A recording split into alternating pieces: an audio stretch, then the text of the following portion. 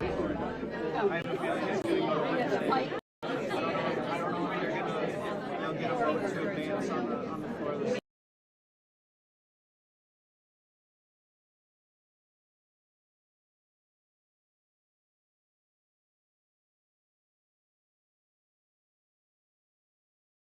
their prime minister.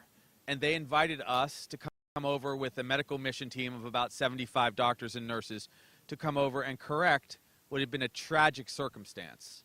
By the time we got there, dozens of people had already died of the measles. Why did this happen? This happened because RFK Jr. took advantage with his organization, the Children's Health Defense. He took advantage of that country. There had been a tragic loss of life of 2 individuals from a human error, and then he swooped in and scared that nation from vaccinating. Their vaccination rates plummeted down to 31%, and measles spread like wildfire. By the time my team got there were these deaths that I described. Hospitals were filled with people stacked on top of one another in the hospital wards. As we went into villages to vaccinate 37,000 people over the course of 2 days, as we went into these villages, I'll paint one picture for you. Myself, my pediatrician colleagues and nurses, we walked into the village, and a beautiful young girl was laying on a bed in one of the villages, in a home, a small halle. We put our hands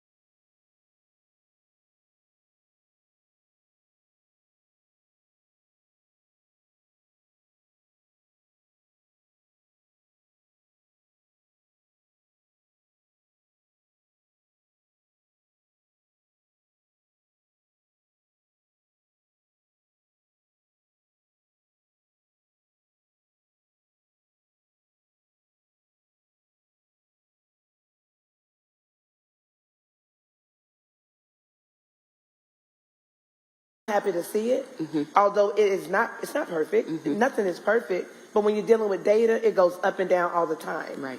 Even in the world that I work in, the nonprofit sector with justice involved individuals, data. Well, this happened this day. Well, it's like, we're going to get it, but we're moving towards the right direction. The one thing I would say, though, I was looking at where.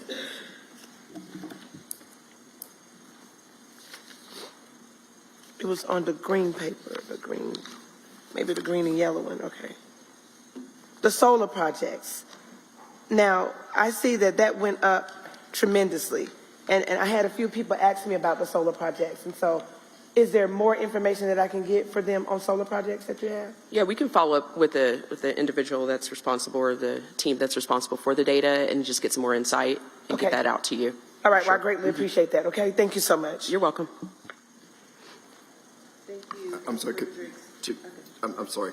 So also there is to your point, there's a CAP dashboard that has more information around solar projects. Okay. Thank you. Councilmember Drake, thank you. Thank you. Good morning. Good morning. This is impressive and very useful. Appreciate it. I think it demonstrates that we're willing to be accountable and we're trying to be as transparent as we can. Two suggestions. Okay. For one, for a lot of people going and looking at this website, kind of hard to pull together a big picture. I wonder if it's possible with each update of the data to also have a commentary, like a manager's report, or actually ideally on behalf of the council, that says, okay, here are our big successes since the last update, here are our continuing challenges, and just sort of give ourselves a grade in terms of how we're doing on all these different fronts, and give our own impression of what our success, overall success has been. Because this a laundry list of data like this is kind of hard to assimilate. Sure. And I think there's a burden on us to just sort of say, hey, we're happy because we achieved these things, we're frustrated with these things, and but we feel good about how it's going. The other thing I'll mention on transportation and planning, if you go to a zoning meeting, you know the biggest concern that people have is traffic. And I can't see from this what the trend in traffic is. So one way to look at that would be, how many F-rated intersections are there? Are we making any progress towards addressing congestion at F-rated intersections? Or do we have a metric that talks about what the wait times are at intersections? Because those are the things people experience. And I think if we talk about transportation and planning and we don't acknowledge that, then we're actually kind of missing the concerns that we hear about so often in our zoning meetings, the things that bother people. And the truth is we are working to address that with our mobility plan, the sales tax, all of the plans that we have, but we're not acknowledging here what the status is or what the current trends are. Okay. So those are two suggestions. Thank you. Thank you. That's great feedback. Very good. Are there any other questions, comments? No, awesome. Thank you so much. Thank you. And Thank you, Monica. Okay. You were gonna finish. Oh, yes, sorry. We were like, clap first, or like, so I just want to say, if you have additional questions or want me to sit down and walk you through this a little more, don't hesitate to outreach to me. And like I said, when Julie gets back, I'll make sure I work with her and the INT team to provide some of these updates that you gave us some feedback on today. But let me know if you have any questions. Thank you all. Awesome. I'm good. Yes. Okay. Thanks. Okay. Here we go. Now we can clap. Thank you. Thank you. Thank you. Thank you, Monica, and to the team who've really taken the feedback and responded. So thank you for that and all the hard work that you put into it. Now the moment we've all been waiting for. We get to talk about what you want to approve in terms of strategic priorities for next year. The 5 that were there are currently what stand as our current strategic priorities. They're in your binder as well.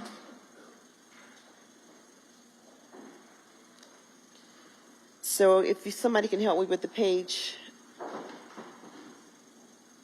if you go to page 4 for today, we want to just do a little bit of setup. in terms of priorities versus initiatives. So your priorities are the 5 that we just looked at on the tracker. There are a number of initiatives, projects, programs, actions that are being taken to make progress towards those strategic priorities. So we'll take a snapshot at the priorities at a higher level, and we're going to look at your initiatives, which are the bodies of work that are supporting your priorities, right? And then we're going to ask you, we've got a quick survey link. This is the exercise we did last year where you had the stickies on the board. This year we're going to do red, yellow, green on your phones or on your computers, just to give us feedback really quickly, because where there's agreement, we'll keep moving forward. We'll ask you at some point if we can move to the strategies versus initiative slide. Thank you. We'll ask you if there are questions, and then there may be some that you don't agree that move forward. You'll see that there are some in the initiatives that are pretty advanced, and you may want to consider pulling those off in terms of the list of initiatives coming out of this session. It does not mean that the work will not continue, because some of them were net new bodies of work that are established bodies or that are just now the way that you do business as a city. And they'll continue as a normal course of business for the staff. And you may want to replace those again with some net new initiatives that you've heard over the course of the day.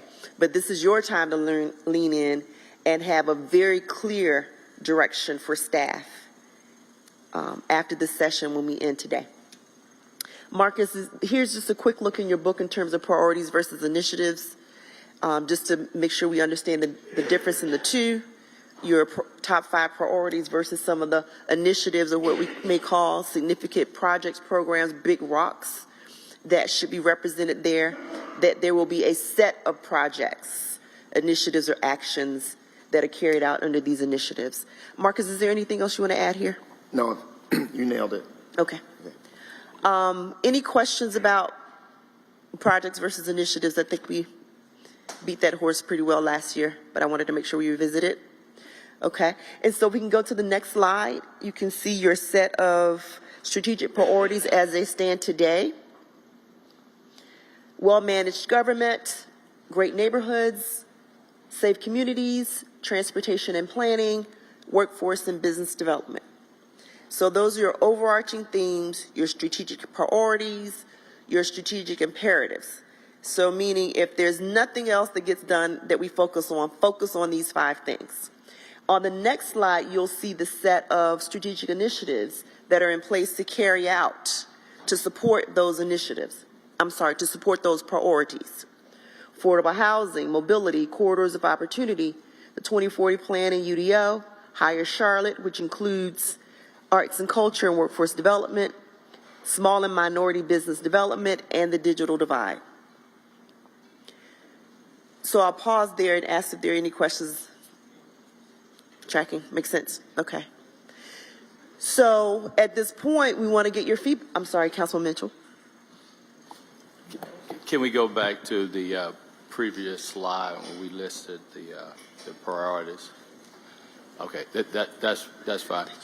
And Diab, I like how you framed it, that if we don't do anything else, we will focus on these priorities. And I would tell you, I guess you heard some of the conversation around our CBI program. I think there's a lot of passion about MWSBE for this council. And when you think about the upcoming projects we have in our community, I would really hope that we make this a strategic priority for us. I think it's very important that our minority businesses realize they are important for the city to continue to thrive. And so I would like to have, or city manager, what is the process of adding another strategic priority? I can help with that. Okay. Thank you for that feedback. I'm looking for a pen, Lindy. Mine dropped under the podium. Thank you. What we're going to do is we're going to ask each of you to go to a link to give us that feedback. So, couple of things. We're going to ask you simply red, yellow, green. So you'll see each of these on a form. So instead of getting up, you'll do it from your phones. Red, yellow, green. Red means I don't agree that this should move forward as a strategic priority or an initiative for us. Not that you don't agree that work should cease on it. You just don't think now that it should be at this level of management, right? Yes, thank you. So, to your point, Councilman Mitchell, so workforce and business development, the way it's crafted now, words like economic opportunity for all residents tries to be encompassing. If we flip to the next slide, I want to make sure we just do a nice level set. Yeah. The strategic initiative, small and minority business development, is what we do daily. So we've taken something, if we flip back, that's embedded within a priority. If we go back to the previous slide, under workforce and business development, and if we flip one more time, we've elevated it for an initiative that we spend a great deal of time on. That's a great point of clarification. What I thought I heard you saying is that you wanted to elevate it to a strategic priority, but that's different. So because I assumed that you saw it there, so thank you for that clarification, because it is a good point of clarification to make sure what the council member is asking for. Thank you. I'm sorry, do you want to?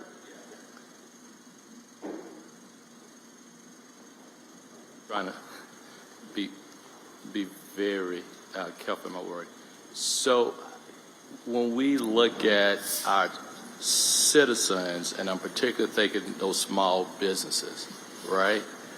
Do they look at that the way we have it worded and say they are working on my behalf? I think when you look at their language or what they would like to see, MWSBE connects or resonate more closely with them, saying that this council is passionate about making sure I get work, I get contracts in our community. I think the workforce business development, which, hey, big fan of Danielle, so let me make sure. I think it just doesn't capture it, what we hear from the community when they question, is there a priority for us to get more city contracts? And if we point at workforce business development, I'm not too sure they connect it. You know, sometimes I give Councilman Graham he say, kiss right, keep it simple, and I just want to make sure the language we're showing is the same language that resonate to our community loud and clear. So, okay. And just for total transparent, I'm not trying. I think all these are great. So I like how you said level set. If we had the ability to add one, I would like us to have discussion about MWSBE. So I don't want to delete any of them. No, that's the way I understood it. So thank you for the confirmation, and we will address that in just a second. We just want to get everything on the floor right now, and we'll go into survey. Thank you. I'm sorry, Councilmember Driggs, and then Johnson. Thank you.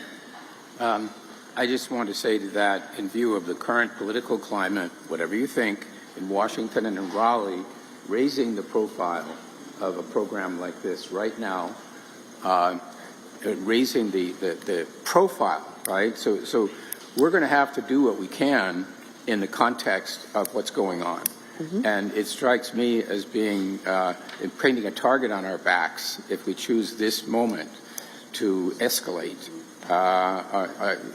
We're going to try to be a little bit more, and what that means in my mind is that the language is more encompassing, is not as specifically addressed to a certain population, but we have the understanding that the things that we're doing for small businesses or whatever are going to benefit minority businesses because many of them fit the description. But if we're explicit about the intention as to who's to benefit in order to to address a certain audience, we're also going to get the attention of another audience. So I would hope that we can do the best we can in this space and not handicap ourselves with words. That's important context. Thank you for adding. So, I think Councilmember Mitchell has a response to Driggs, and then we'll come to Johnson. Thank you. And I think our panel kind of shared with us yesterday that it's about the economic impact analysis. Mm-hmm. And so if our language change, it should be how is our small business making economic impact? And so I think we all need to be sensitive. We're in a different climate now, right? Mm-hmm. And to Councilman Driggs' point, we want to be intentional, but we got to be smart about it. Absolutely. So I think if we need to change the language, let's make sure it's about economics, and let's make sure it's about impact we make in our community, and let's make sure we're proactive in our approach. Very good. Thank you. Councilmember Johnson? Thank you. I was just going to say I agree with both of my colleagues, but I think that everything we do, and I'm only on my second cup of coffee, but I think that everything we do falls into one of these categories. So I understand when Councilmember Mitchell talks about the need to be more specific or intentional, but I also understand we have to be careful. But I think if we have specific goals such as infrastructure or MWSBE or whatever they are, I think we should be more intentional than these broad categories, because I think, again, that everything we do could fit mm-hmm. into these categories. Mm-hmm. And that's why we really want you to focus also on the slide. If you agree that these are the higher level focus areas and it is all encompassing, that may mean that we're okay there. Still open for discussion as to what to add. We've been here before. Add, remove, etc. You may look at the list and say, we've advanced these to the point that they're established, and they could come off at this time. Again, not that the body of work will not continue or the staff won't continue to do the work or work on the programs or initiatives, but they don't need to be here and be replaced with something that you talked about this year that's new. So if it's appropriate, if there are no other pressing questions, we can go into the survey, get your feedback. Because what the survey will do is have us understand what there's violent agreement on, there's no discussion needed. And then you're going to ask, there's a place where you can click yellow if you have questions, you want to discuss it before you decide. And then there's a place where you say, no, I think it should come off. So I'm going to go to Anderson and then Mitchell. Thank you. Thank you. I just have more of an observation or comment, because I'm thinking, I'm following you, D'Alva, and these initiatives here, they're baked in, of course, they undergird our priorities. Mm-hmm. And we should therefore see some element of mm-hmm. presence in this, in That's our tracker, process. right? Yes. A couple things I want to call out. Mr. Driggs asked about traffic and signals, time at signal stops, et cetera. On the Safe Communities tracker, we have a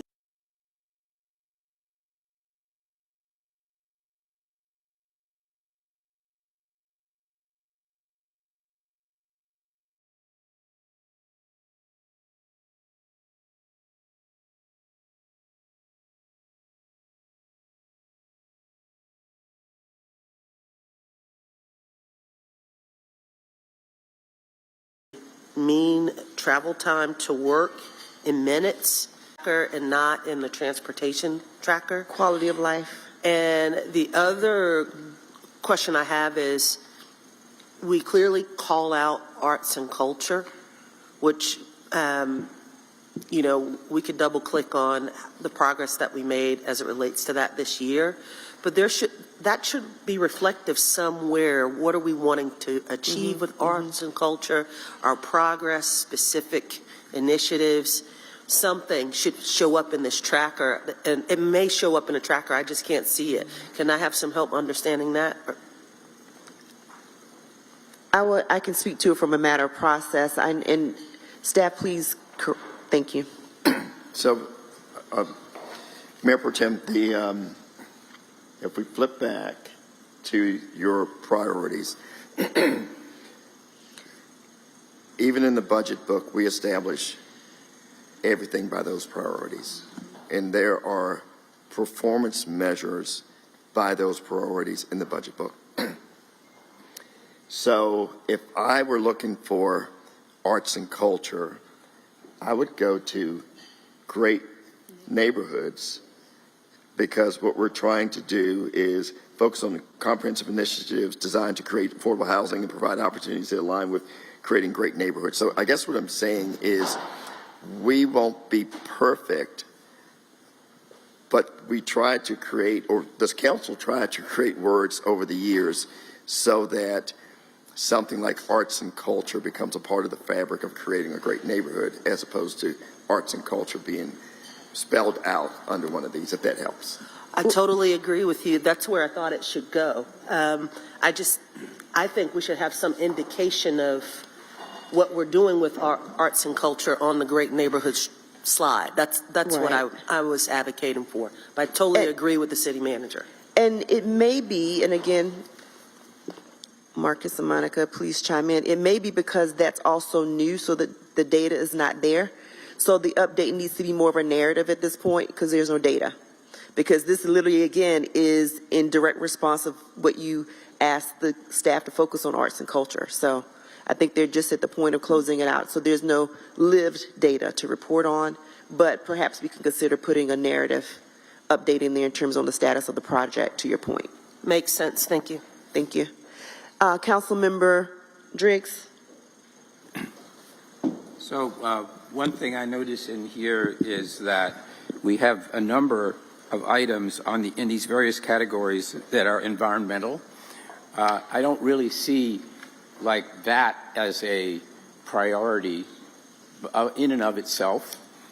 So, and the other point I would make is we don't necessarily have to have each of these metrics only in one place. Some of them could actually appear in two places, right? So you just go to the transportation planning screen, or you go to this screen. Great point. And the same thing is in both places. Why not? Which makes it that much more important if you have one initiative that addresses several priorities.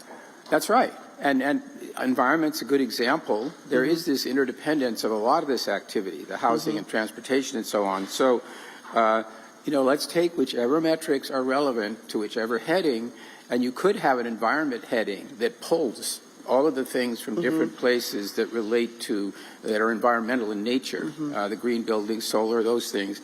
But right now, you don't actually see environment. We don't have a committee that's called environment. It really sort of pervades everything we do. But maybe to just recognize the importance of that more clearly would help. Very good. Environment is a gap. Thank you. So two things. So if we go to well-managed government, we have a commitment in focusing on equity and safeguarding the environment. So we have the environment there. So if we flip to the next slide, please. Thank you.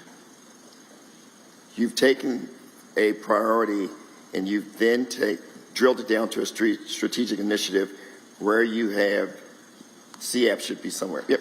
So under the 2040 plan, you have once again raised, includes CAP in that. So it's kind of, I apologize, some of the stuff's just embedded in it. And over the years, we've tried to make it more encompassing. But I think what I'm hearing today is that maybe within the priorities, you want more specificity around certain areas like the environment or minority-owned businesses. So if I could respond. Please.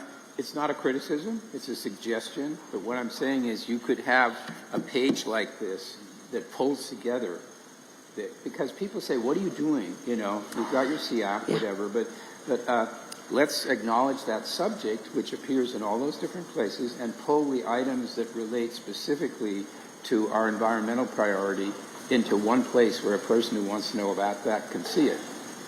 That's the idea. We do have a view like that from 2 years ago, in which we had the initiatives, and then we had a chart that shows all the priorities that they addressed. So I think that framework is already there.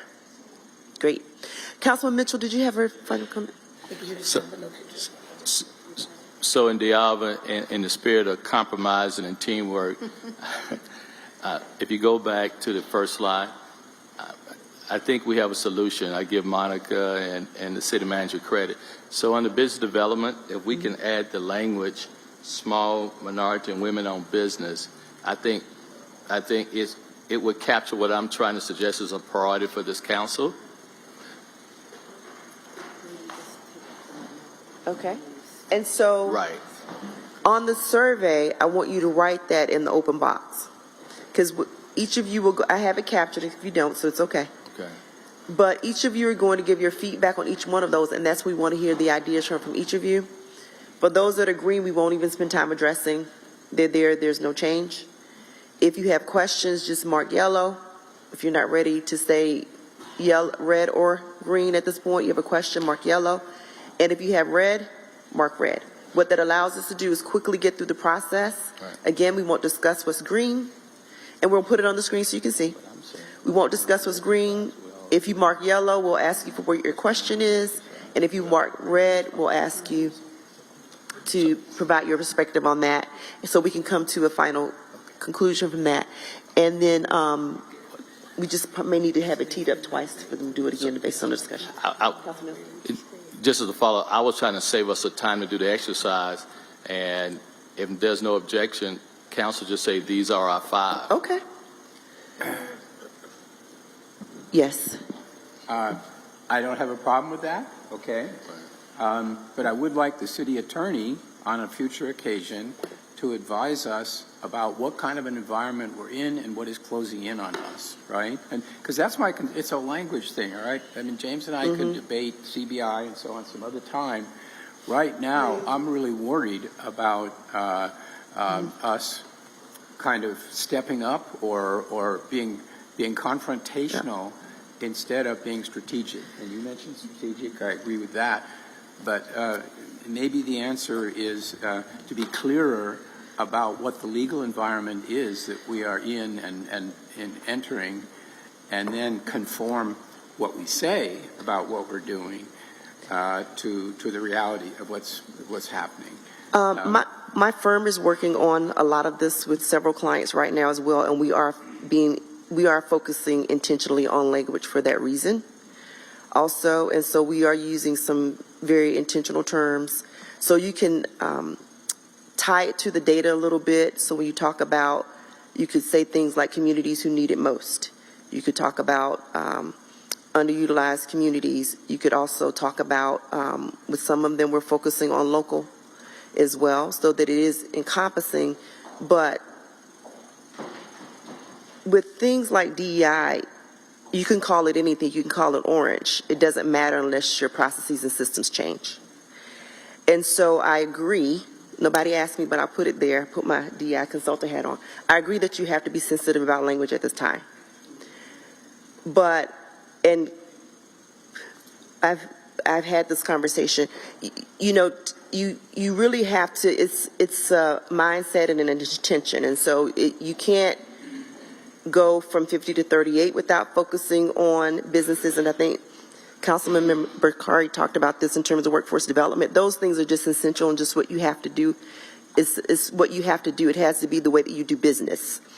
And so the change is going to become because of the staff is focused on this every single day, and that they understand it as a priority in terms of what they do on a daily basis. Some of the decisions they need to make won't even be in an initiative. It would be from the understanding that this council, it is a priority for this council, and they need to move that number. And so I do agree that this is a time to be very sensitive about the language choices that we make in terms of what we highlight, and be more intentional about that, but also at the same time making sure that what's happening at people's desks on a daily basis reflect your intentions. Because you can call it here, but then if it's not happening in processes and systems, you still won't see the number. Numbers change. Any other thoughts about, I think that is a recommendation, because what I'm hearing, that overall there's no objection to these 5. Everybody's good with these five. And is there any feedback? Do you still maintain that we should change the language here now? Do you want to address the language later? What can we get some feedback on what to do with these 5 now?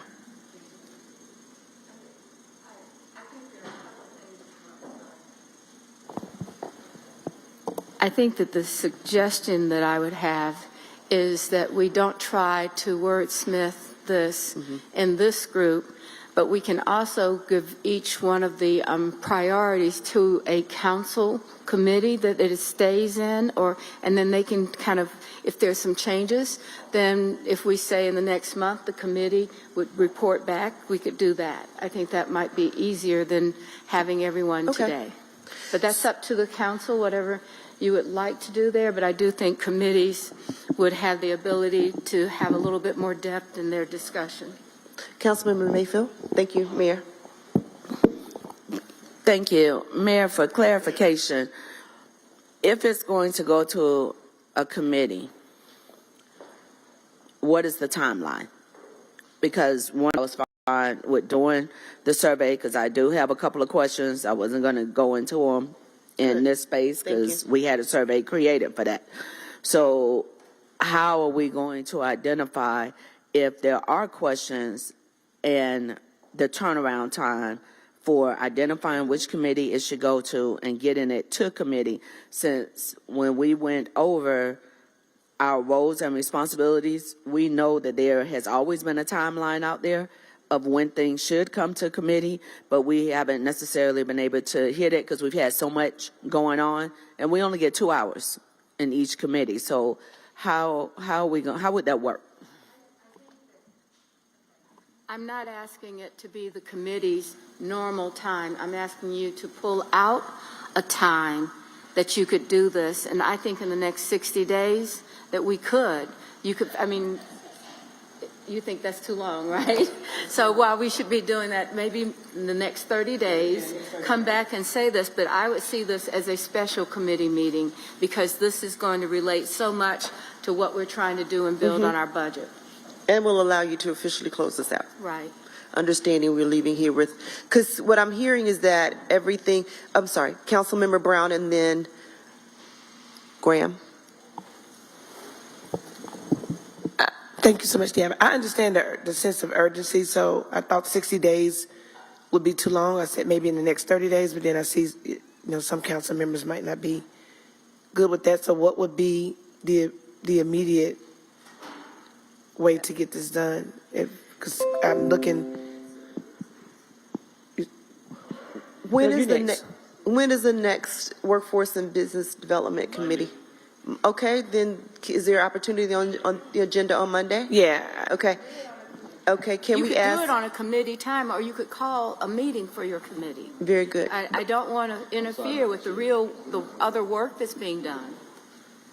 It's Okay, so for clarity, and point of clarity, I don't know how we can get it clarified, but we would just need to know when it would be done. I know 60 days will not be sufficient, and then I hear that we can't get it done Monday from the chair. So could we just try to figure out what will be the timeline for it to get done? Yes. Since it is an urgent need and we all agree to that? So the chair has said that there is time on the committee. No, I may be getting my chairs mixed up, so hold on. I am. I said 30. I said 30 days. Okay. And 30 have days. a call meeting if necessary. Where's my committee? Let me get my committee chair. Councilman Graham. Well, Chair. in the sense of being efficient, right? 30, 60, 90 days. What I see before us makes a lot of sense already. And to address some of the concerns that Mr. Driggs and Mr. Mitchell has, if we just go with small business, that takes care of everybody. And then we just do what we got to do. And we pass this today, and we can start this year just really being efficient with our time. I'm not sure we need a call meeting to do this. I'm not sure we need to do it in the next 30 days. Let's just do it. It's small business. We know what our intentions are. And let's start this year off really, really being efficient with our time. That's all.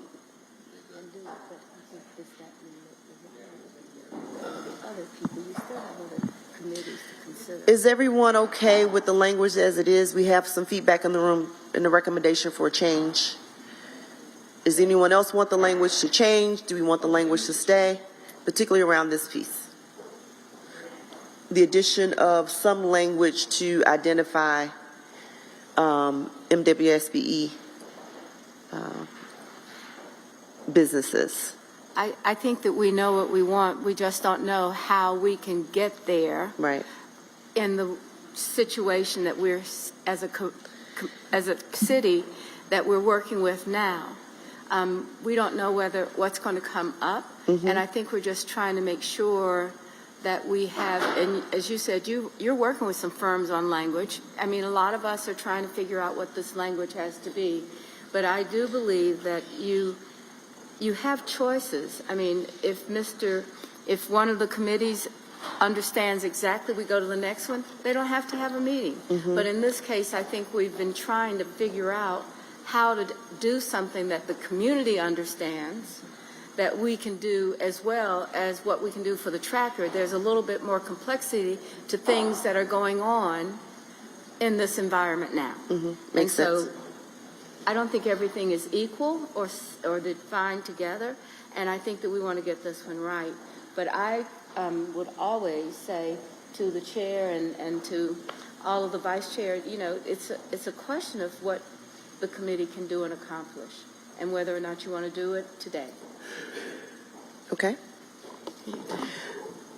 Manager Jones, please. So let's see if I can be helpful. So can we go to the next slide? So I'm pretty sure you're not going to take small and minority business development off as a strategic initiative. So if you go back one, I'm not so sure it's, and help me out, Fox, I'm not so sure it's a problem to take those same words and put them in workforce and business development. The discussion debate is around the sensitivity of the current political climate we're in.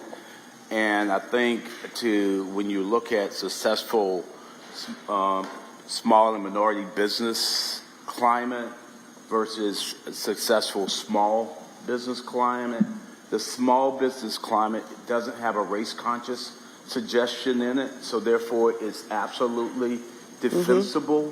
When you put minority or women in it, then it raises the specter that it is a race-conscious program that is going to be dependent upon your disparity study to support if you're a challenge. And that's really what the debate is about.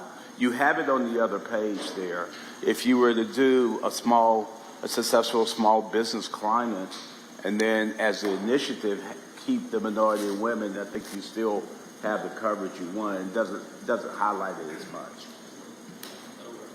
Okay. Our priorities haven't changed, right?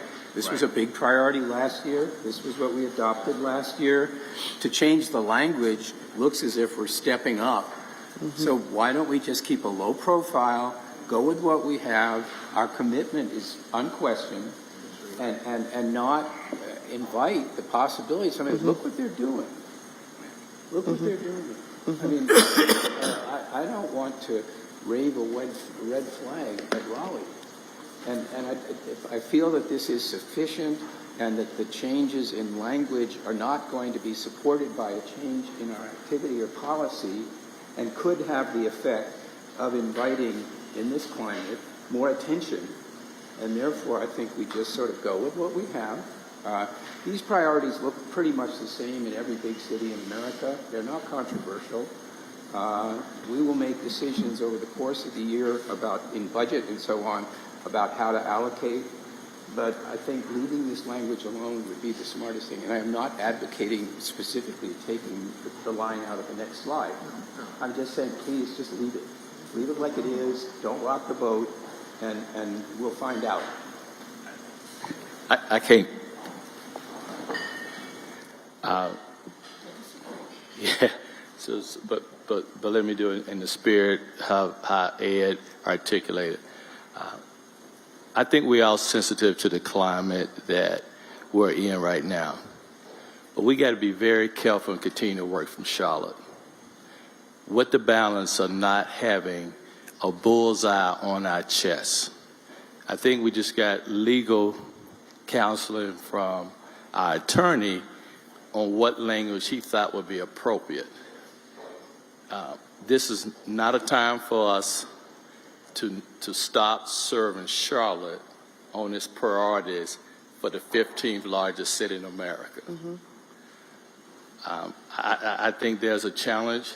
If there's opportunity, if we don't do nothing, there still could be a bullseye on Charlotte. And so I want us to be committed to what we think we need to do to make our city continue to thrive. And I just want to make sure all our citizens, including our small businesses, realize that we're going to continue to work for them in this tough climate. I think that's the right decision. Absolutely. Just to give some personal anecdote, last Tuesday I was working with the federal agency, OSDU office, and we started at 11:30, and by the time we finished, everybody was sent home. Every single person that I was working with in that session was sent home. And this is a very important time, and I think you're right, and all of you are right, is just to be about the work. Don't worry about the words. Just do the work.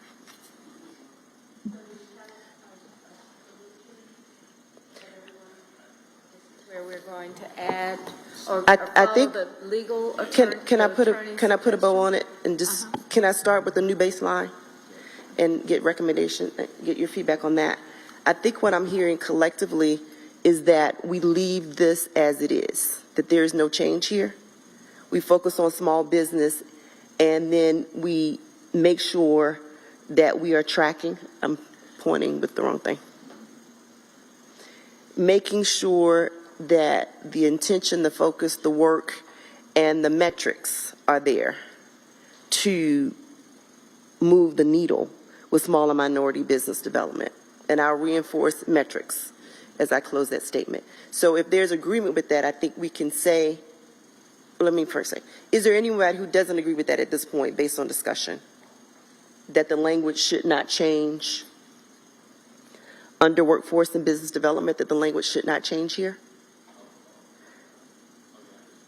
You still want the language to be changed, okay? So what I'm going to do is we're going to put a pin in that. I want you to put it on the survey. We're going to go to survey and address that again, encompassing with everything else, because we still got to get through the others and your feedback on the initiatives. All right, so I think if I say this correctly, it's not, that I think that what Anthony said, it would be appropriate to allow for the language here and to keep the language on the initiative. And I think that if I'm not putting words in your mouth, but I think that's where we are agreeing, but that may not be the agreement for everyone. Exactly. Okay? Did you recommend that they but put the same she's language asking, here? I thought you said to keep is it it on the ready? second level. So what Anthony Not to said raise it was something that I thought you James said is not to okay raise with, it. I'm okay with. I think the question is there anyone that's not okay with keeping the words as their own and carrying the title or the initiative explanation as is?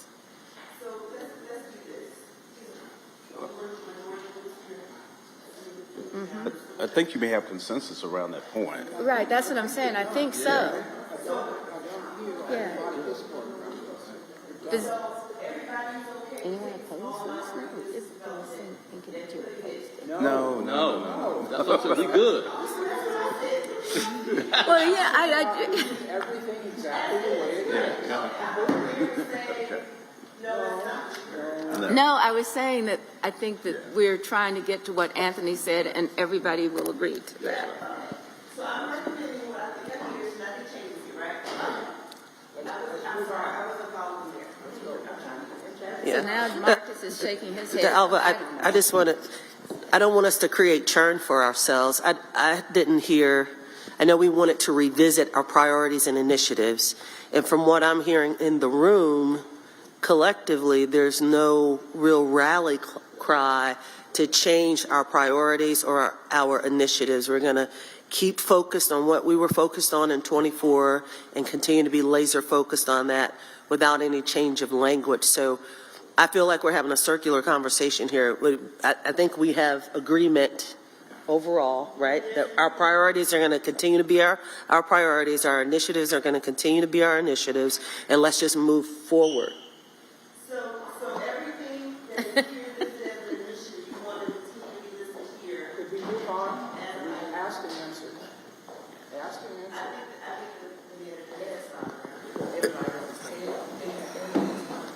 I think what Councilman Mitchell is struggling with is that it was placed in the room that potentially on the previous slide you could use the word small.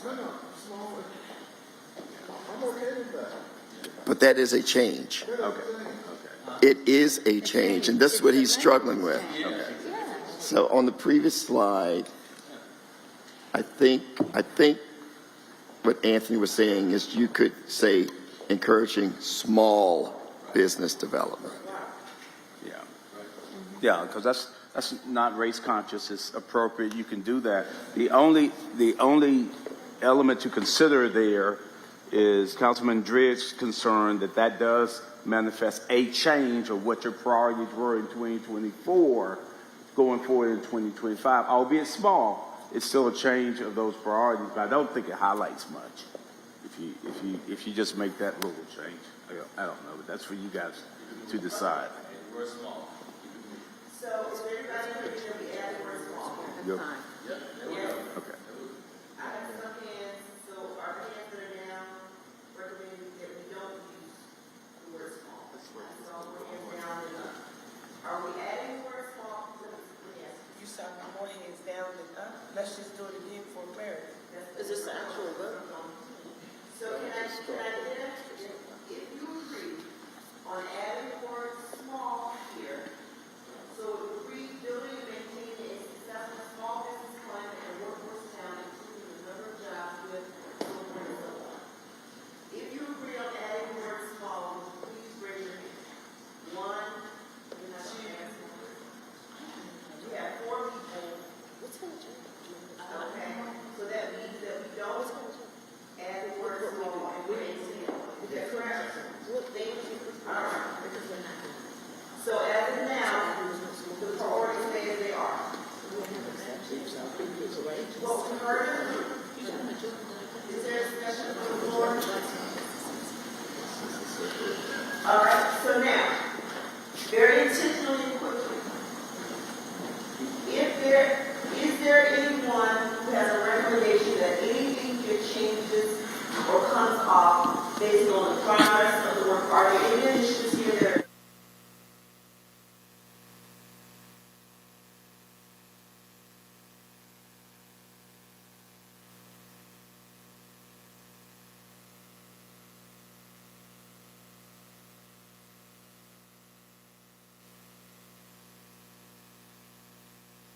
I have one question, and a large part of this is around the digital divide, that I'm not so sure if I know the status of how the payments are going, or whether or not we're still getting federal funding for it, or what's happening. So I guess what I'm saying is that the digital divide had a definition that was really supportive of households that needed it, and it was funding for it, but I'm not sure that I know what that is, or where we sit with digital divide right now, and I don't know if it's something that I know it's something that we can help with, and I know it's something that every part of our community is dealing with, but I just don't know the current status.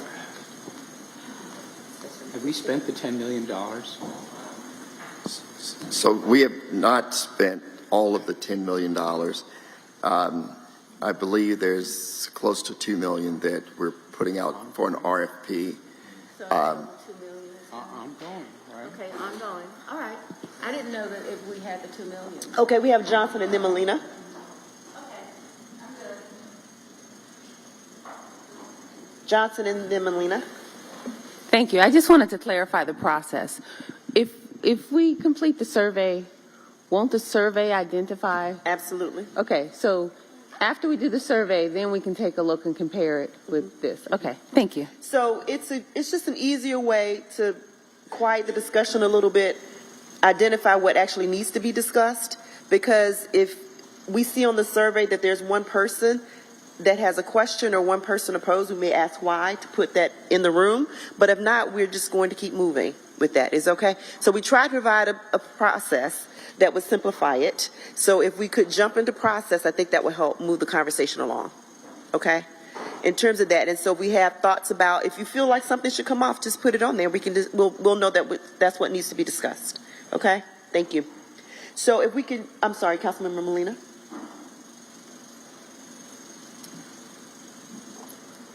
Thank you. I'll be brief. Actually, just for a point of clarification, when we say priority and something's not, I guess, in the top 5, I think we need to make sure that we communicate that that's not something that we're saying we're not focusing on. Does that make sense? Yes. For public, consumption, when we're saying these top 5 are items that the, council is giving directive on, does not take away the emphasis of the other items that are on this list. It's just that these are things that would be an emphasis on a top level. I guess we need to give some language to that, because it's very important to say that we're not striking down the other items on this list. Absolutely. There are thousands of bodies of work happening right now, and even with some of these here at this level, I know there's been a lot of works around arts and culture for the purpose that it would become owned by the city, managed, governed, and raised as an important part for the city. But does it still need to be here, or does it now move to business as usual? Because that's what it is, as an example. One other comment I'd like to make, because of what I see, my collective, my opinion based on what I'm seeing. What I'm seeing now is the same thing we experienced, which means that we still have work to do. And what I mean by that is we have council members that are absolutely passionate about items. They don't feel heard. And what happens is in an effort to try to lift them up, sometimes it feels like a Hail Mary. You're trying to understand, the emphasis, right? And so my suggestion on this process is that we still have work to do to caucus amongst ourselves, because a lot of these things are important, but it's really just to understand where someone is coming from, right? What their positioning is. Absolutely. And how do we allow a parenthesis to give them space so that if there is an appetite to entertain it, that we could do that in a proper manner. Absolutely. And again, getting back to process, if we can get into process, then everyone will have an opportunity to have their space, because there's literally a place where you say that you have a question that we will acknowledge, and there's a place for you to say no. And if there's a red, we're going to ask you to acknowledge why you said red. So everyone will have a voice opportunity to share. But we're just trying to get beyond those that you're in violent agreement about. It doesn't require discussion. So we can quickly see that. If we can get to the survey, we can see who's in agreement, and we can see where there's discussion that's needed, so that you can have the space for that discussion. So can we move to survey now? Thank you so much. Can we pull the survey up, please?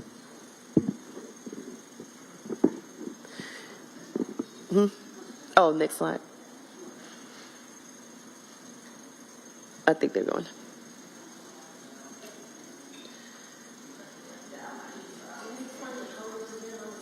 Yes, thank you. So, red means that you recommend that we not move forward with it as a priority or initiative. Yellow means I'm not sure, I have a question. I think there's some discussion needed first. I need more information before I decide. And green means yes, keep it as it is, no change. Thank you.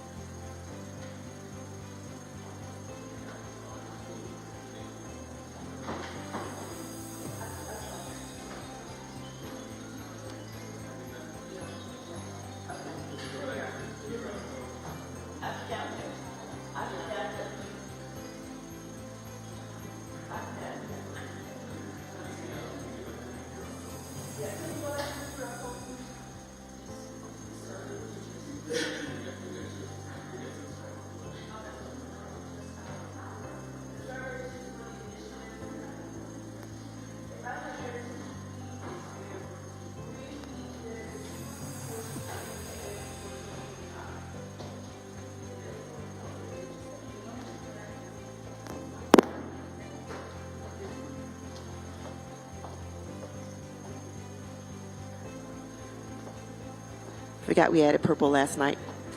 Green is it's approved as a strategic initiative for 2025. Yellow means you have questions that need to be answered before you decide. Yellow just means question. Red means not approved. And purple means not approved as a strategic priority, but the work should be continued as a normal course of business.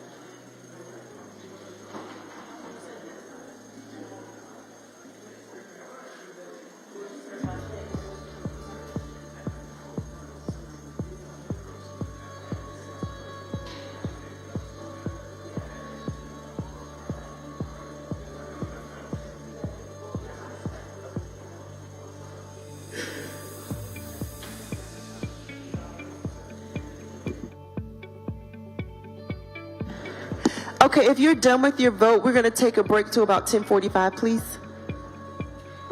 I know we have to grab our things from the room. Some of you have to grab your things and be out by 11. So if we could take a break until 10:45, thank you.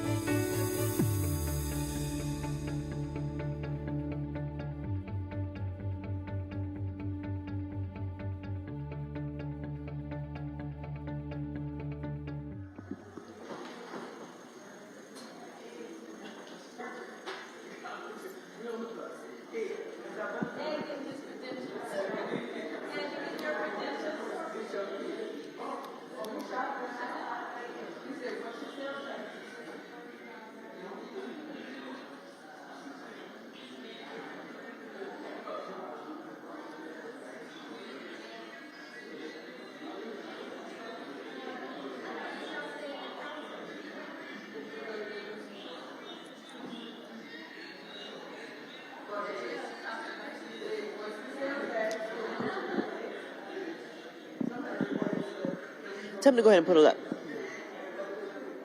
They can start on the who was on the who. Did we get the big?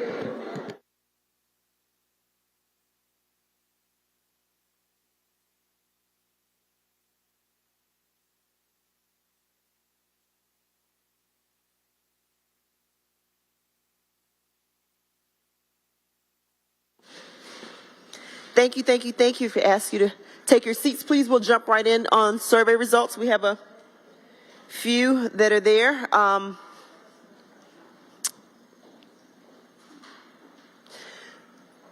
This is just a great process to see what needs discussion and not. Here's a snapshot of, we had a total of 9 people who responded. We can go to the next screen, please.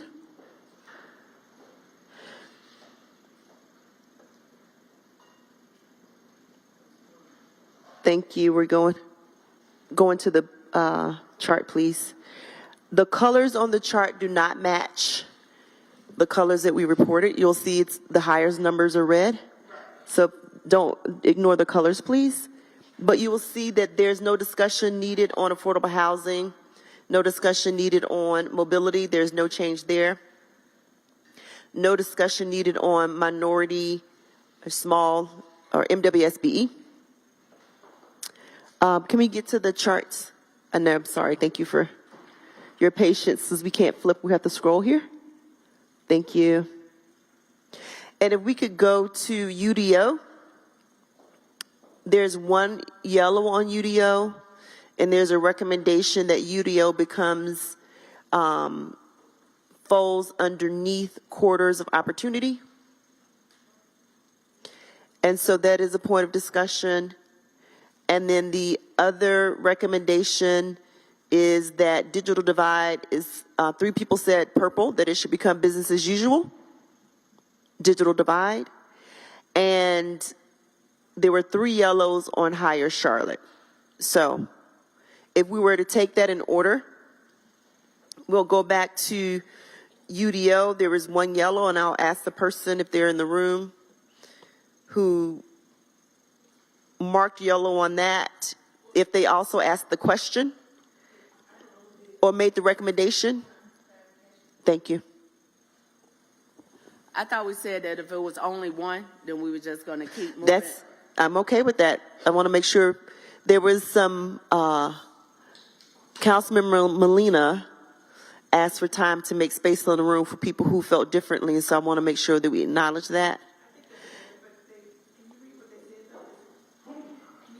Yep. Although a living document, I'm concerned that some of the groupings are too broad and open to interpretation.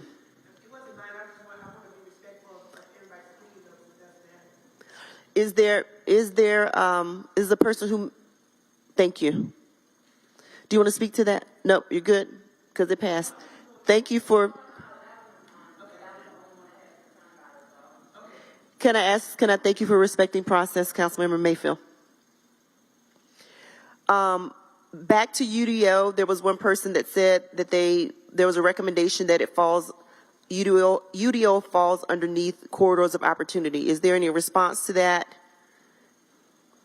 Agreement or not agreement, or should it stand as is with the majority? All right. It looks like that stands as is. Thank you in the back who was trying to follow and flow along, so thank you for that. We're going to go to higher Charlotte now.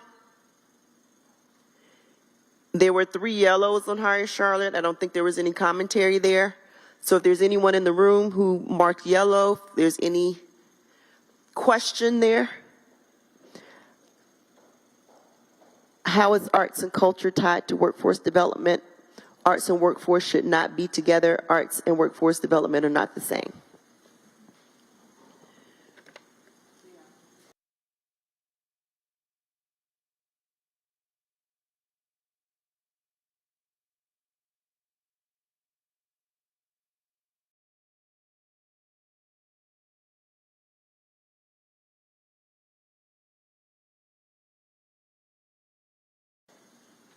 Thank you, Councilmember May. The individuals that spoke to it, I think we do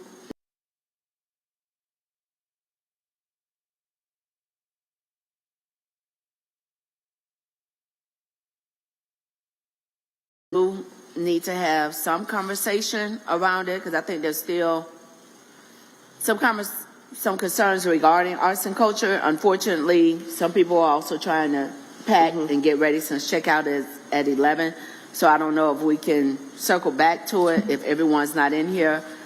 Mine is one of them. Mine is still trying to understand how it's tied to workforce development, having a clear line on it. But the fact that two others also have concerns that it should not be tied to workforce, which was basically my question, and that workforce development and arts and culture are not the same. So even if a staff member has an opportunity to, since we do have our director of workforce here, have any ideas or comments of how the two are tied together, that might be helpful.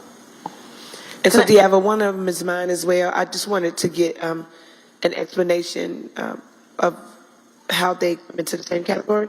Okay. And if it's explained to me and then something that falls on clear ears, Yep. then I'll be susceptible to it. But I just wanted to understand how they got in the same category. Okay. And can I baseline just for purpose of conversation? Hire Charlotte is fine to stay as it is.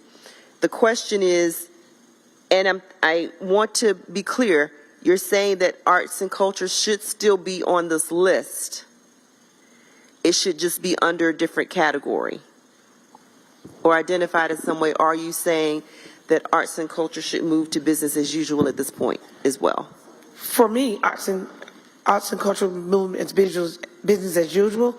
I just wanted to know how we group them in workforce development. I don't have a problem with that. I know arts has a significant impact on our city. Yes. And we need that, and I support that. But workforce development in the category by itself with the digital, the innovative opportunities that we're coming into, and especially what we're dealing with now, workforce development and arts, I'm trying to understand how they're rated in the same category. Good. So you're okay with the arts and culture staying on the list, or should it go business as usual? Business as usual. Okay. So if that's the point, then I think there may not be a discussion. We could just move arts and culture to business as usual. There's an investment. Certainly the work is going to continue. So is that okay? Okay. So we'll make art. Yeah. Okay.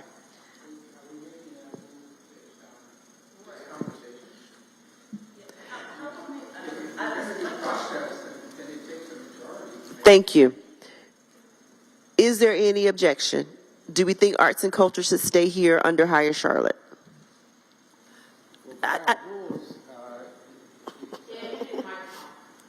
You're right. And so you're after me, Ed. I just want to be clear here because the question was around making a move.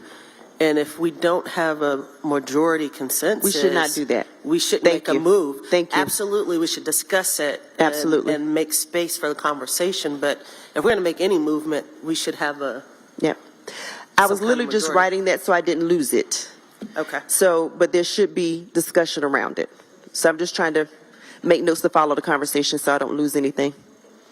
So I just asked my colleague, because I respect his opinion, but he was explaining something to me. So I think it would be sufficient to have staff come up, if that's okay, because we're not moving it, but for the sake of people that are watching on our social outlets, to clarification of arts and workforce development in the same category. I'm not making a big deal of it. I just want to. Before we do that, though, let's just get agreement with the council, because I get the point about clarification. I want to respect that point. But let's just get to the point of decision with the council. Okay. In terms of whether or not anything changes on the page or if it stays as is. And we're referring to page 4 in your binder now. Yeah, because everybody agreed that arts and culture should stay. Okay. Okay. I'm ready. Okay. So it sounds like the overwhelming majority would say that arts and culture, as it's presented here, should stay under Hire Charlotte. Can I get a show of hands that there will be no change with arts and culture as presented? I have 1, 2, 3. Council member, okay, we have 5. Okay, so there's no change to arts and.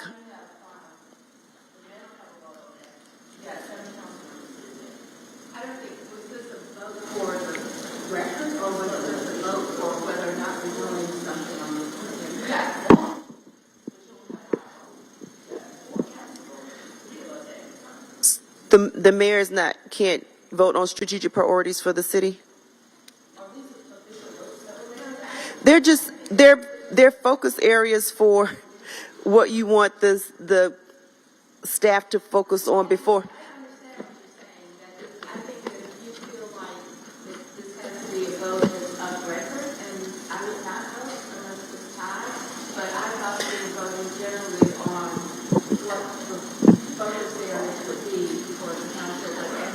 And I think that's what we've done in the past, so I think we probably need the,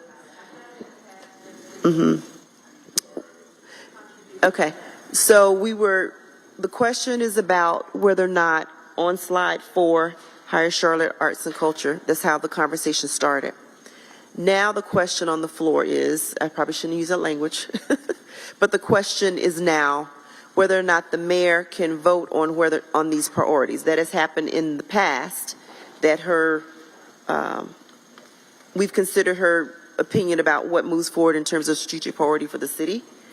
But there's a question about it currently and now. So that's the floor.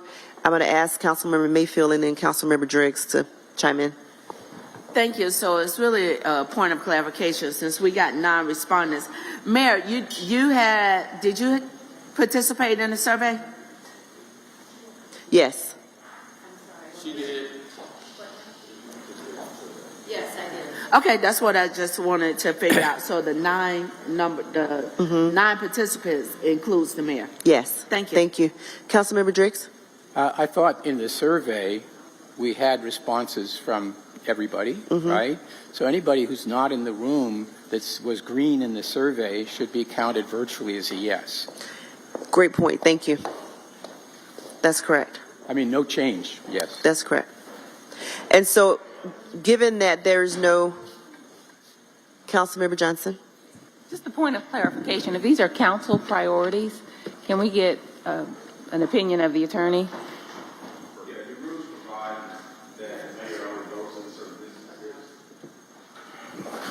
Your rules provide that the mayor only votes in certain instances, and this is not one of the exceptions that allows the mayor to vote. If there's a vote to be taken, and that's what your rules provide, unless there's a tie. Okay. I'm sorry, I don't mean that in that way, but I do think that we should be respectful of whatever the rules are. Okay.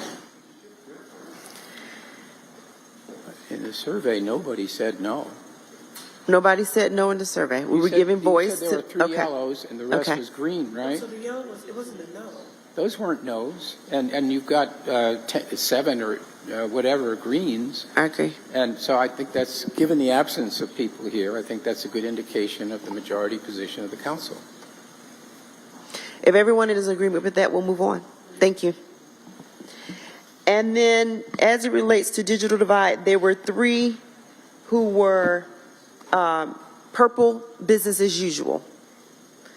So, of the 9, 3 were business as usual, or of the 8, 3 were business as usual, and it depends on how the mayor voted on that one in terms of what we move forward with. So, if we were to say no discussion, move forward, then digital divide stays where it is and there is no change. Again, you've got 6 greens. And unless the mayor, did you vote green on that one? No. Yes, and so you can just remind, I think, take away, if it's green, just take it away, and it becomes 5. Okay. So now we have 5 green and 3 purple. So that means that it stays unless there's discussion that is warranted. Okay. So I think we're closed out on priorities and strategic initiatives. Okay. Give yourselves a round of applause. Thank you. Thank you for direction there. We'll transition now to high-performing cities, high-performing councils. I want to go to one slide in, please. I think the first question, based on the conversation from yesterday, is there agreement that this council should focus on becoming a high-performing council? Yes. Raise of hands. Continue. Something that we want to pursue. Thank you. Just grounding again on what that is. Strong focus on alignment, ethical governance, and collaboration. Based on some of the root cause analysis that was surfaced on yesterday through discussion or Monday through the discussion, trust and respect were some things that were under the ground that were preventing some of this, particularly around collaboration. What we want to look like as a council is aligned on strategic vision, collaborative culture, not only demonstrated but felt, accountability and transparency as the order of the day, commitment to results, and then adaptability. That's what it looks like. At the beginning, I asked you to take a survey before we did the work. I had to be honest with you, I think, and then from some discussion, I think some of the survey was not taken with the full council in mind. Some of the results came from particular experiences and individual experiences. And so we're going to ask you to take the survey again. And in this instance, we want you to take the survey with the full council in mind. So when we think about these components on the next slide,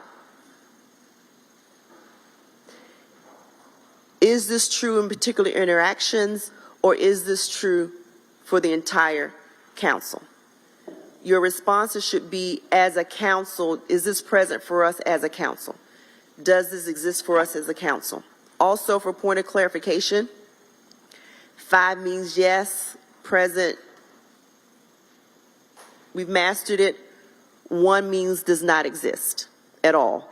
As a council, not with a person, not with an instant, but as a council as a whole. I think we want to make sure that we reframe that in terms of that perspective as we go back into the survey and the survey results.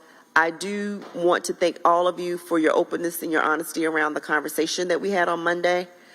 There's work to be done. We'll continue to do some of this work outside of the session as well.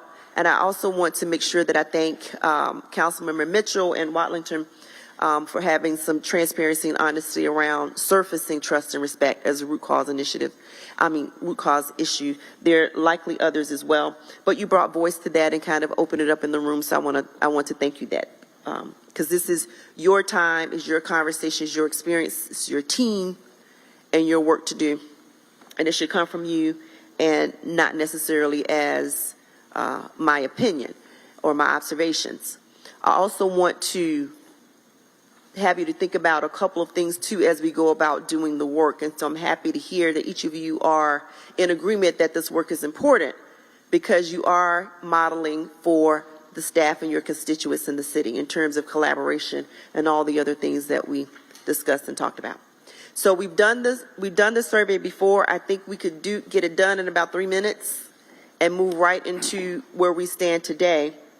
And then after that, we are also going to go to the charter. That was some work that you were doing at the table of your groups. We'll go back and revisit some of that language, and then we'll work to close out with next steps. Okay? Yes. I did it the first time based on the council as a whole. I'd like to just resubmit my last responses. I think you should. Can he resubmit his last responses? Yeah. Thank you. Is there anyone where you feel like there's no change? I don't have a change. Okay. Thank you. If you have no change and you'd like Lindy to resubmit your responses, please let her know. Thank you.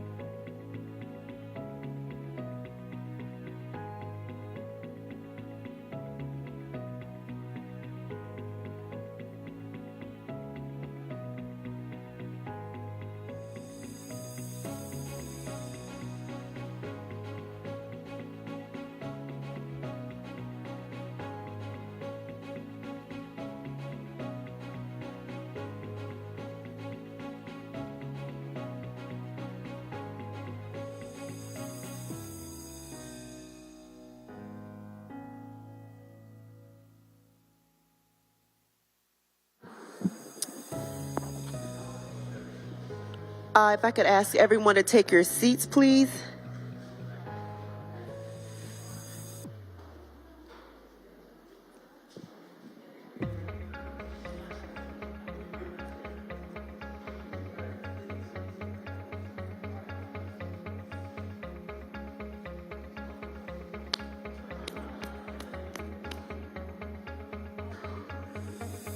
Thank you, thank you, thank you. We've had a shift in agenda, and we're going to move to begin to close the retreat. I'd like to ask each council member and give an opportunity for any closing remarks or questions. From council members, we have staff members who are still here. We have staff members who have joined us. If there are any particular questions, please raise them now. Councilmember Mayfield. Diava, I want to take this moment to thank you.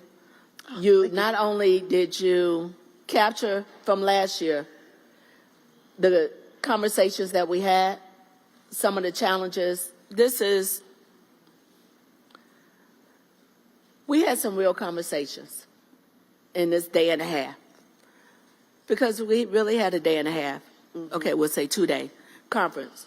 But we did address a lot. And I think ultimately, my colleague, Councilmember Molina, I definitely agree that we are a functioning board.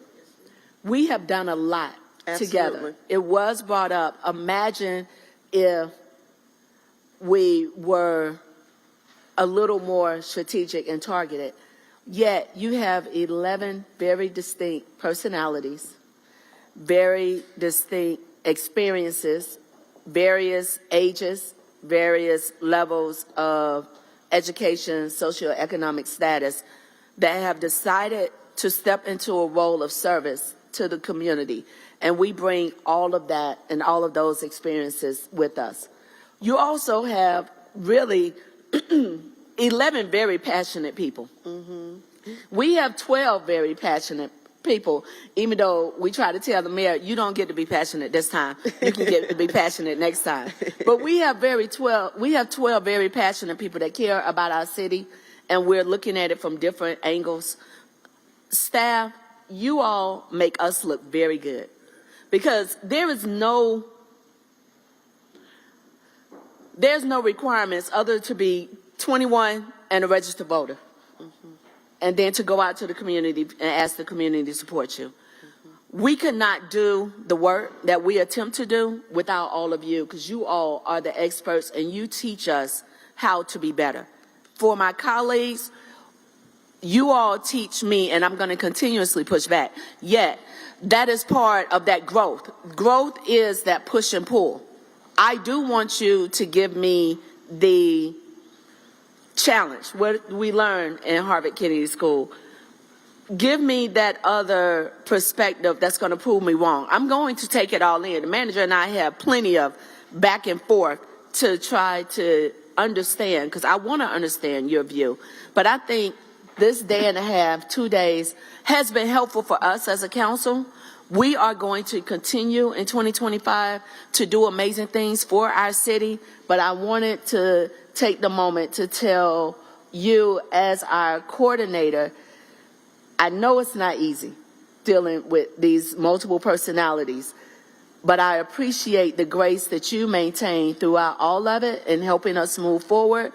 And I truly do appreciate being able to go back and forth with my colleagues, because at the end of the day, we know we want to do something better for this city, and we're going to get there, even if some of us take a left and go down the hill and come back up. We're going to meet and figure out a way to move our city better. And manager, thank you for listening to all of us and trying to figure out a way to bring that together. And mayor, I do not make it easy for you. I ain't gonna speak to everybody. I do not make it easy for you. I appreciate the fact that you try to guide us in a way where you give space. And what I've seen, especially in this last term, that when we say you're not hearing us, you step back and say, okay, you know what? Tell me what you're saying, because I might not be hearing you. So I'm going to say that publicly because together we can continue to do something amazing because we have a beautiful city. My last piece, it is a privilege to do business in the city of Charlotte. It is not a given. I would like for all of us to see that and recognize that because everything that you bring before us isn't necessarily good for our community as we continue to grow. And if we keep at the forefront equity and access, I think we will see fewer people leaving Charlotte-Mecklenburg than other communities have when they reach the point that we are today in growth. Thank you so much, Councilmember Mayfield. It's a privilege. Thank you.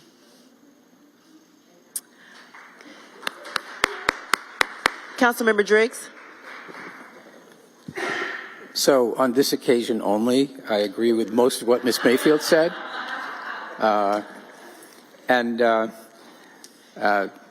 want to commend you on your management of this process because you came in with a game plan and we derailed it and you kind of moved with it. So I think we got a lot of good things done.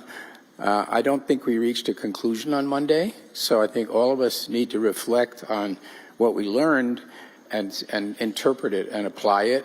We may have that charter that you proposed, but there's definitely work to be done to achieve greater productivity and focus in our meetings. I enjoy working with this group. I think it's unfortunate if it ever gets personal when we have these disagreements, and I speak from a vantage point of a different perspective on a lot of issues. So I think it's been a good meeting. I particularly want to emphasize it's customary to sort of say to the staff, you know, great job by the staff and so on. But this group is truly extraordinary. This is like a Super Bowl team. Everybody that gets up there speaks from a vantage point of subject matter authority and competence. And I respect and appreciate that there's a kind of neutrality about it. I don't feel that anybody's personal beliefs are being infused into what we are doing. And so special acknowledgement to the staff. Thank you, guys. And I won't mention any names. I will recognize the manager because he is the guy who put this team together and has spearheaded a lot of the effort.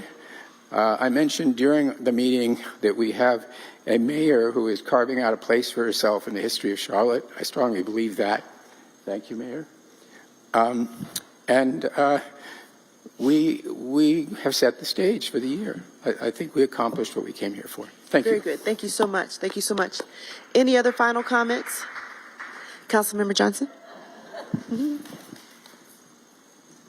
I'll keep it brief because Councilmember Mayfield, you summed it up wonderfully. But I also wanted to thank you, D'Alva, and your team for the facilitation. This was a productive meeting. I think the fact that our rules are already on the City Council page, I think that was a huge step forward for in the direction of transparency. And I also wanted to make sure that our city manager did summarize the accomplishments of this council. That is something that I will request because we may have given, you know, a bad impression on Monday if we did, but this council, we've done great work. It's an honor to serve, and we are just 11 or 12 very strong and passionate individuals. So Absolutely. I think it's important that we do have the diversity in thinking, and so I think that while there could be more decorum, and we could agree to that, I think it's important to bring the different perspectives. Absolutely. So that's all, but thank you. Thank you so much, Councilmember Johnson. Any other final comments? Okay. Councilmember Anderson, thank you.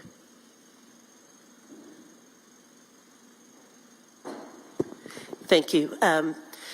D'Alva, I want to say, you know, last year you were a facilitator, and looking at how you built on what we started last year, even our tracker, right, that we did as a collective exercise and where we're at with that, you've done a great job of facilitating the meeting, pulling together the agenda, and ensuring that we're focusing on what's important. So I want to thank you. And being nimble is incredibly important as a facilitator, and you definitely have demonstrated that over the last couple of days. I think, beyond a shadow of a doubt, we have accomplished tremendous things in 2024. I mean, there are cities out there that would love to have accomplished half of what we accomplished. But to Mr. Driggs' point about, having a Super Bowl all-star team, the key ingredient of being able to perform at that level and sustain at that level is that you're constantly thinking about how to get better. You acknowledge where you're at, but how do you get better? And it's those small nuances and gains that keep you at that great high-performing level. And so we have to do the work that we've done, right? We started to do the work. We have to continue to do the work, and we'll continue to stay on top if we stay true to that level of being great. The last thing I want to say is I think we had some really good, candid conversations this retreat, and I think we should build on that. Individually, I love working with all of you. I value all of your perspectives. We have to have diversity of thought. I try to reach out to every single one of council members to ask, in particular when we have something controversial or knowing that we're going to have different views. But it's important for us to dialogue with one another, because even though we might not come out at the same end in terms of whether we agree or disagree, it's important to have that understanding of context. So my lines of communication to you is always open. I'm going to always call you all, and I want you to feel like you can call me on anything big and small. And I'm going to help work through trying to get to a better answer with you. So I think we just need to focus on keeping those lines of communication open and doing what we've been doing, and we'll maintain that great level that we're performing at. Absolutely. Thank you so much, Councilmember Anderson. Councilmember Graham?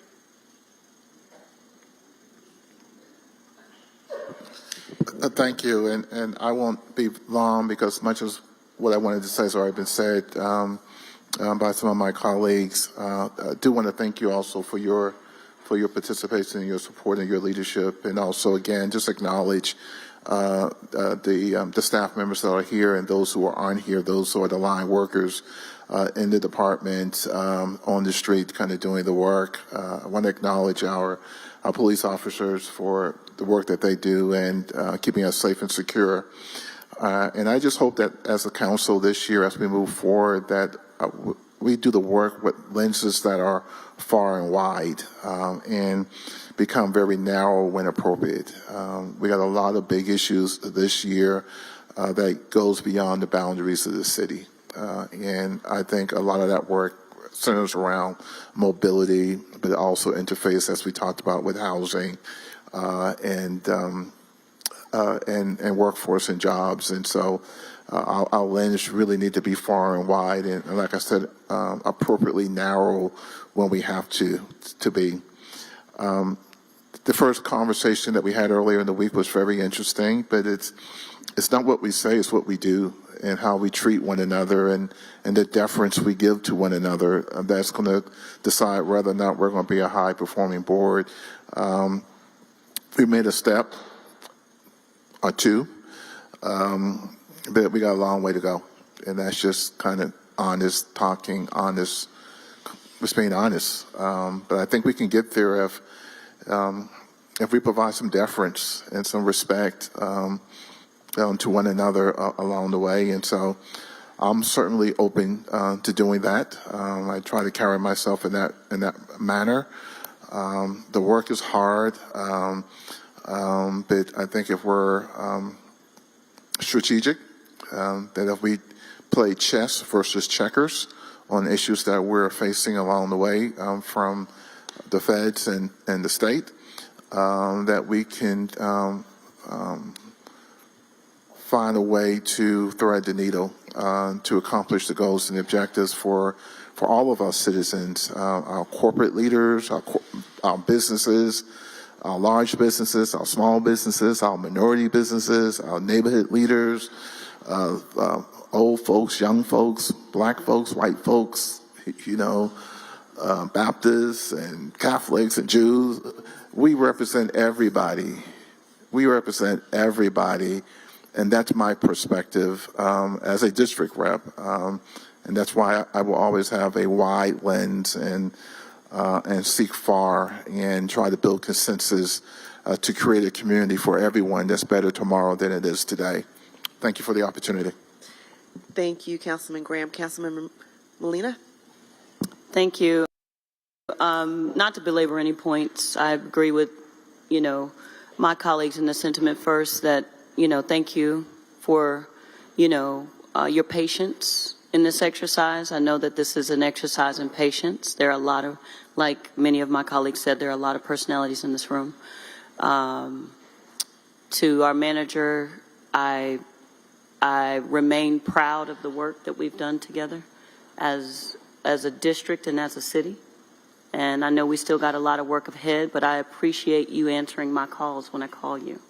And I appreciate you being absolutely open when I offer a suggestion in how we should move forward and activating our resources to get things done. And I think that's a key component in how, this sauce comes together. Our staff is, I think I try my best to model to our staff that I am not just a person sitting in an elected body, but I'm a human being that they can relate to on a level that we're all in this together. We're all government employees. We all are taxpayer funded, and we all execute with the same mission in mind. And I think we have a great team that exhibits that every single day. And I'm proud of that. I'm proud of what we've accomplished so far, not, ignoring that there's still things ahead, but there will always be things ahead in a great city. So this isn't a statement of resting on our laurels. It's just like Councilmember Mitchell said, celebrating just for once to say that we're proud of what we've done, and that I am.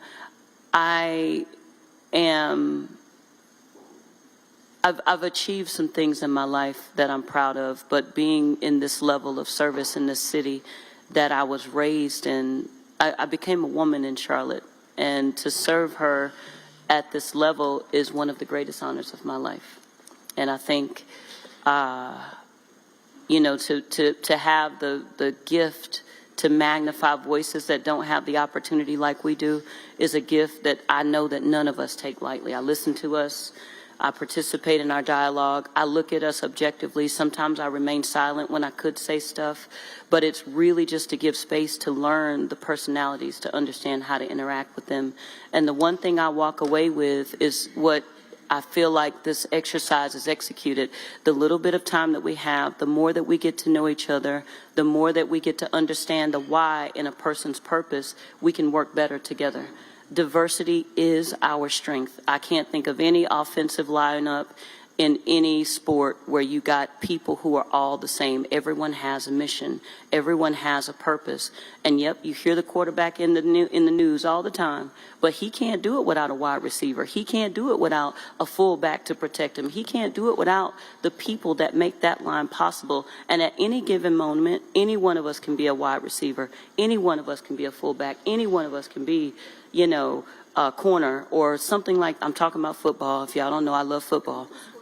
I know, but it's one of those things where the diversity of our strengths come into play, recognizing, what we have as strengths and utilizing them so that we can continue to be, like what we're saying, a high-performing council. And that's how we do it. It's respecting those differences, understanding that we are not going to agree on everything, and I'm okay with that. I literally want you to really say what you feel, right? Be respectful. I think I tell my own children, it's not what you say, it's how you say it, right? And anybody can receive something if you consider the method in which you deliver that information, right? So it's always that respect lens that we should be looking through, but we should also be able to say those things that make us different.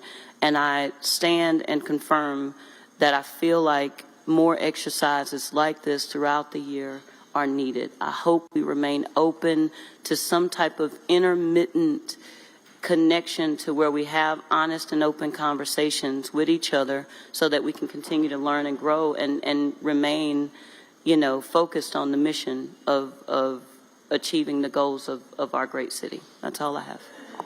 Thank you, Councilmember Molina. Councilmembers Mitchell and Brown, if you have any closing comments? No? Okay, very good. Any closing comments? Okay, very good. Thank you. I want to say that I've had the opportunity to move from Charlotte a few times, and I've decided not to because I absolutely love this city. I think there is no better city in the nation, honestly. And so it's an honor to be here. And it's an honor to be here for the third year in a row. I don't take that lightly. And it is not easy, as you know and as you said, but I see each of you and I see each of you leaning in, and that's all I can ask as a facilitator. You pushed me, you prodded me, you made me better, but you've also listened. You asked me, you've trusted the process. And that's the hallmark of a great leader. I see each of you individually, and I see the strength in each of you individually. You guys are a very, very strong team. You've accomplished some amazing things for the city of Charlotte. I'm here with my leadership hat on, which is to say, let's get to the next level, because what you have yet to do is going to require a new version of you. So thank you for trusting me with that process and being open to it. I do not take it lightly at all. And I cannot take credit for everything. I want to say to your manager, you're an amazing leader. You're a quiet leader, and I have to do this for 2.5 days. You have to do it every day.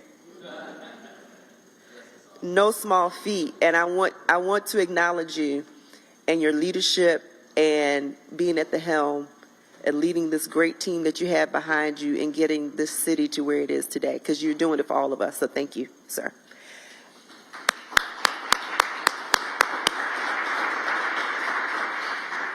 And I'm going to go get some people, but I have to acknowledge Jason Snyder, who, poor thing, was thrown into this role because Julia decided to have a baby. It's normally Julia and I are partner in crime, but you see 2 days, but I myself personally have been engaged here since the top of Q4 in getting us to this point. So there's a lot of thought and work and effort that goes to, and I'm always saying, what is the staff working on? What do we need to say? Where do we need to be by the end of the council? What do we need to do? So I want to thank Marcus for allowing me and giving me that space to do what I do. And thank you for your partnership, Jason, and being a great partner to create a successful retreat for us this year. I know there's always consternation about what's on the agenda, and we never have enough time, because truly you need a week to get it all done. And so thank you. I want to also acknowledge the people behind the scenes. So all the staff members who have been working on it and pulling this information, because you didn't get slosh, you got data. So you got work that says you can trust what's in here today, what's put before you. There's a lot of work that goes into putting the time together. I want to acknowledge Amanda and Beverly, who's not here today, and all the AV guys and stuff. Because it's easy to come into a room and have things go well for you. Can I have the AV guys come in? They're always sending me notes. And the team in the back, I just want you to see who's making sure that we're on the rails here to make sure. Thank you.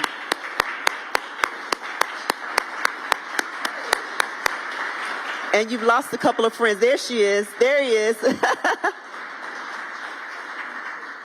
Thank you. And of course, Stephanie and Billy, but really, it takes a village and takes a team to get us to this point. So thank you. I want to acknowledge Tracy Dotson. I can't give you a title right now. I'm not going to say it. I just want to acknowledge you for all of your work and literally what you have done for the city of Charlotte. You have masterfully championed us through some really, really big rocks and big initiatives and literally things that we can visibly see as we drive down the streets here. So thank you, Tracy. And we look forward to your continued partnership as you go into your new role. Thank you. And then I also finally want to acknowledge the council again. Thank you for your servant leadership. You are essentially volunteers, right, for the work that you put in. But I do want to thank you for your servant leadership and for your heart for the work. I'm a little fussy in terms of what you do, but I cannot say I know that each of you are here because you care about the people that you represent. And you fight hard for the people that you represent. Thank you for doing that. I'm going to give you a path and some tools to do it differently going forward. But we have to acknowledge your commitment to the city of Charlotte. I want to say thank you for that. And finally, thank you to our great mayor.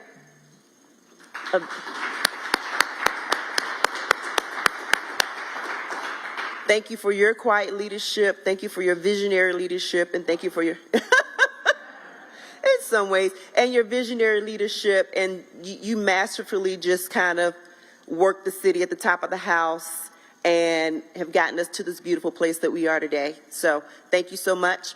And so with that, I'll ask for closing comments from the manager and from the mayor. Thank you all. I appreciate you. Dialva, can I add something really quickly? Yes, of course. I just wanted to say I wanted to thank the mayor and the city manager and the ACMs for focusing on Western Carolina and having this retreat here in Asheville. I think I haven't heard anything but positive responses from all the council members around the actual experience of the retreat. Very happy to be here in Asheville and enjoying not only the day, but in the evening where we're able to go out and enjoy the good restaurants and the good atmosphere. So thank you for centering Western Carolina this year during this retreat. Absolutely. It's been a wonderful experience, and it was the right thing to do. Thank you. Oh, so thank you, Dialva. It's sometimes I have control issues, so to turn the reins over to you for 2.5 days, I always cross my fingers. But you've done a tremendous job.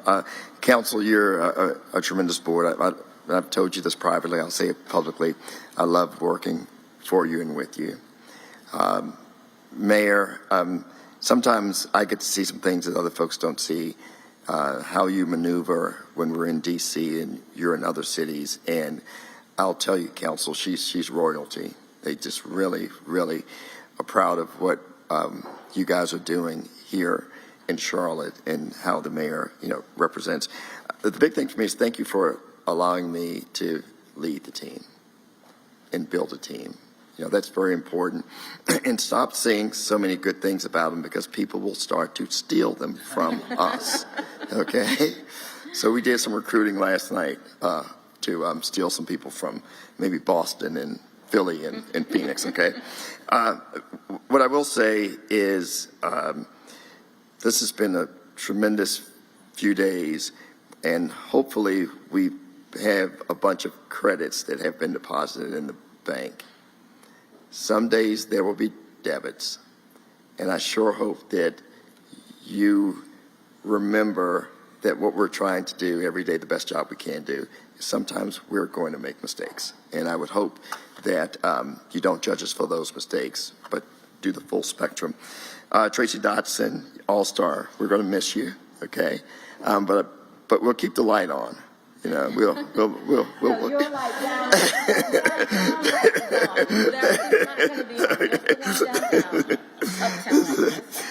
And so we actually enjoy having the annual strategy meeting because now we can go to work. So that's the thing. You've given us the blueprint, and our goal is to come back next year and have the same intensity and to continue to have you proud of us. So thanks a lot.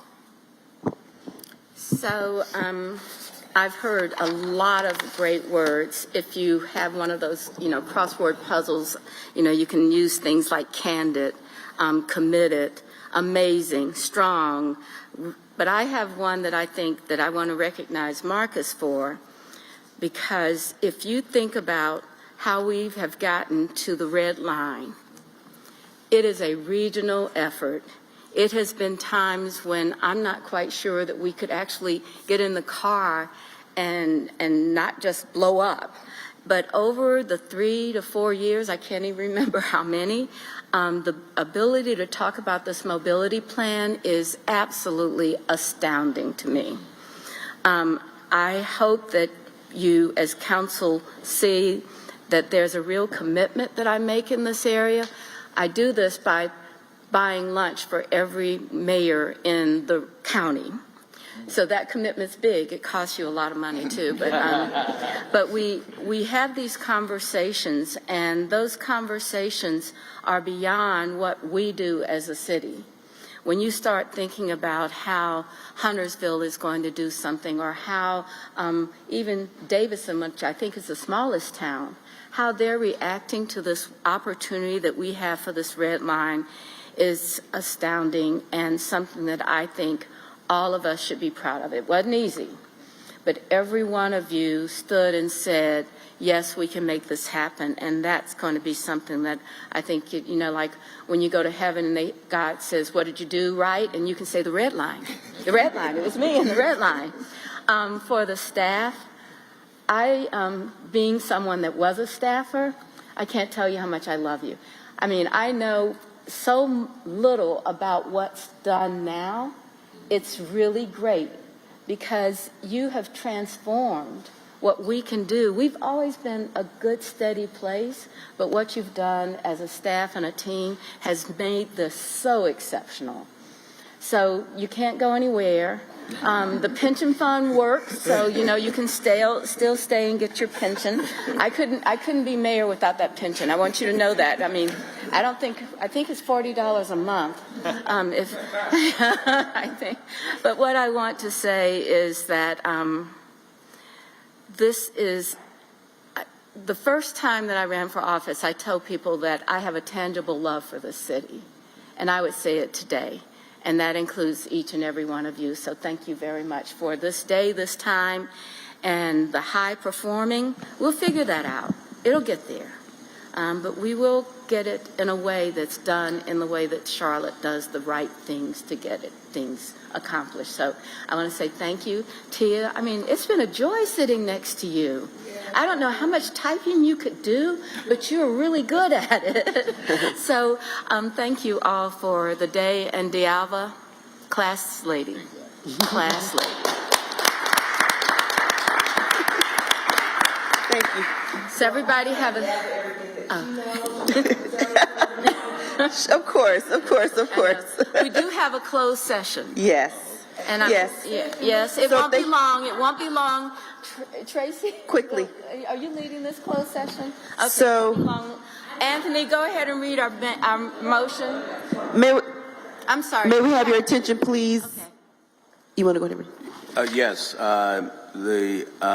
need a motion to go into closed session to discuss, pursuant to 143.318.11A4, to discuss matters relating to the location or expansion of industries or other businesses in the area served by the public body, including agreement on a tentative list of economic development incentives that may be offered by the public body in negotiations pursuant to the statutory reference that I've just mentioned.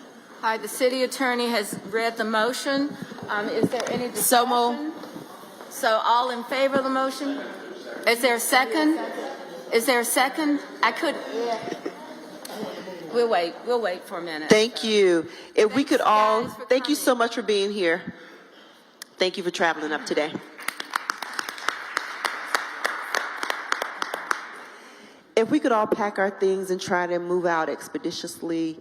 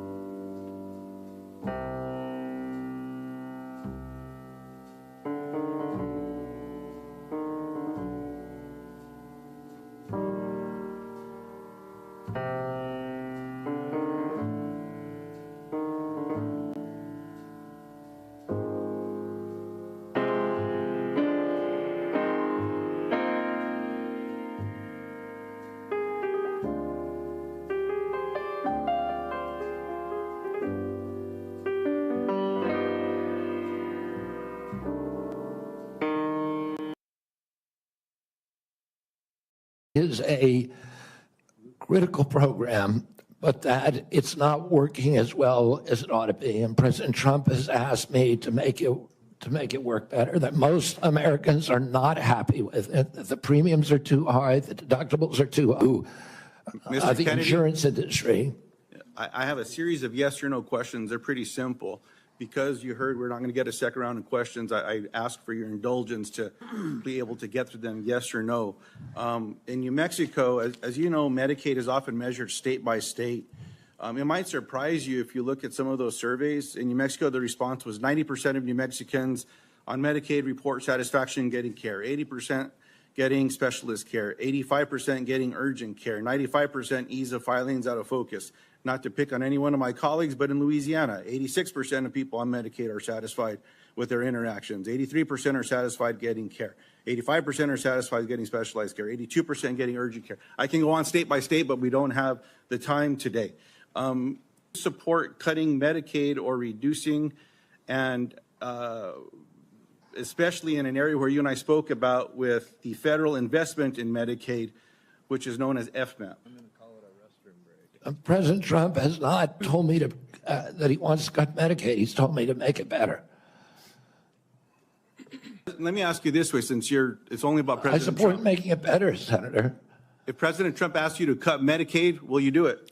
Oh, it's not up to me to cut Medicaid. It would be up to Congress. And you don't I'm going to work. I'm going to work. Mr. Kennedy, you don't want to answer? I'll move on. Do you know how many states will end? Mr. Chairman, if I may pause my time. So I understand that people are getting asked to leave if they stand up with signs, but there's a lot of other as well, Mr. Chairman. So it needs to be extended to everyone. As Mr. Kennedy said, we should respect each other when we have a difference of opinion. We're just trying to do our jobs here and trying to ask questions. That's all. And that's all I'm doing with Mr. Kennedy, folks. So I just hope that we can. Senator Lujan, you are right, and I ask the audience to please be respectful. Thank you, Mr. Chairman. I appreciate that very much. Mr. Kennedy, do you know how many states will end their Medicaid expansion if the federal share of Medicaid drops? Well, there's 40 states that have signed on to the expansion. So, it's a smaller number. So it's 9 states would quickly have to end their expansion because of the laws that they have. That's about 4 million folks across the country. And in New Mexico, Iowa, and Idaho, they have triggers that it would immediately have to go into effect if, in fact, that gets cut. The reason I'm asking those questions is there's been a lot of chatter and conversations around Medicaid. Now, I agree we can always do better, and we must be doing better in America. But Medicaid has been shown to improve health outcomes, including more preventative care as well. And there's some areas, Mr. Kennedy, that you and I touched on specific to Native American communities. One of the concerns that I have are these programs matter to folks. You shared your passion about caring for folks. I believed that passion. My question in this area is, as you know, when folks are doing research and they're going to check to see if medicine works on someone, if they're not included in that trial, it often doesn't help them. That's what all the evidence shows. So what are you going to do when programs are eliminated to require the inclusion of Native Americans in clinical trials when it comes to life-saving medicine? As I said to you when I visited your office, I spent 20% of my career working on Native issues. My family's been deeply involved with them. My father and uncle were big critics of the Indian Health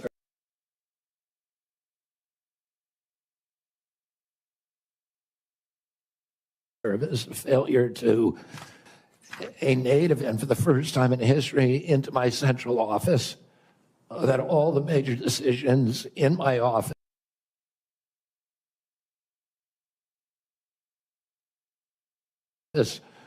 will be that he will have it. We've already interviewed candidate, a very, very good candidate, will have direct impact on all the major offices. And one of my priorities is to improve. I appreciate that. I have a follow-up in that space specifically. Will you commit to finalizing the congressionally mandated FDA guidance to increase clinical trial diversity? Just repeat that again. I'm sorry, Will you Senator. commit to finalizing the congressionally mandated FDA guidance to increasing clinical trial diversity? Yes. Eliminated and people that were fired from this administration that have this responsibility?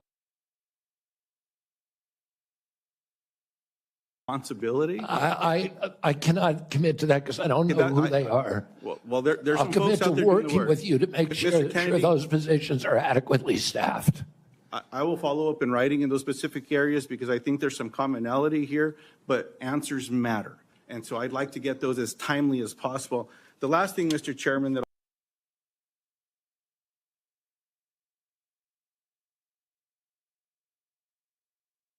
I'll say is one of the to work with my Republican colleagues when it comes to autism and federal programs and making a difference in these families' lives and this little girl's life.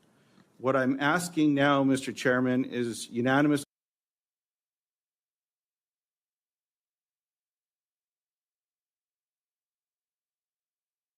consent to enter into the record an article from Autism's quote, "Vaccines do not cause autism," end quote. Thank you. I yield back. Without objection. And before we move on, we've had a request from several quarters for a quick restroom break. We will take a 5-minute recess. I'm sorry to those remaining 5 or 6 senators who must wait a few minutes, but we will have a quick break. We will be back as soon as we can.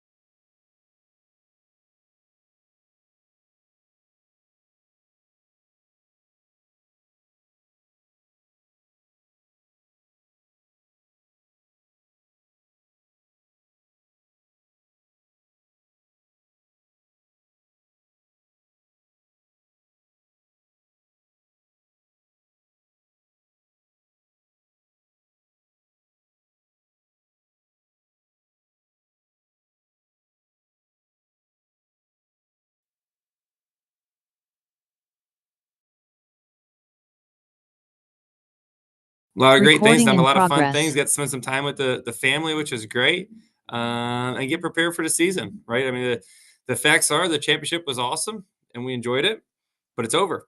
And if you look at the scoreboard right now, everybody has 0. So we'll have an opportunity to go up to Bowman Gray and have a little bit of fun and knock the rust off and just go through the motions and try